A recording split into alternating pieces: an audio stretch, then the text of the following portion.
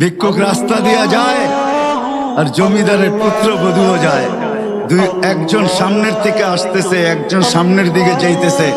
দুইজনের ক্রসিং এর সময় ভিক্ষুকের গায়ের কাদা জমিদারের পুত্রবধূর গায়ে লেগে গেছে।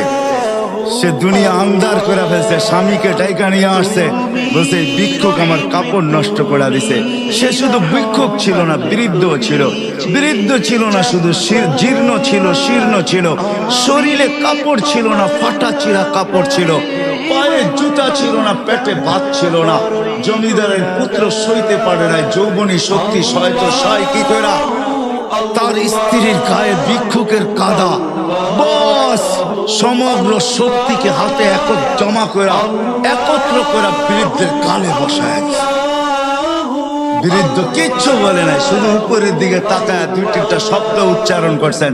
শব্দগুলো হলো ইয়া মাল্লাহ, তারা হলো ওয়ুন, ও আল্লাহ চোখে দেখা যায় না, ও তারা কুল্লা শাই, তুই সব দেখিস।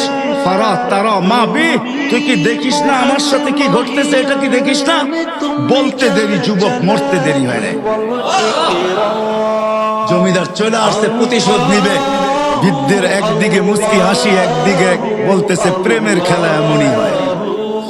জিজ্ঞাসা করছে কিসের প্রেমের খেলা রে? বলছে ওর প্রেমিকার গায়ে আমার কাদা লাগছে, পায়ের কাদা লাগছে, ও সইতে পারে নাই।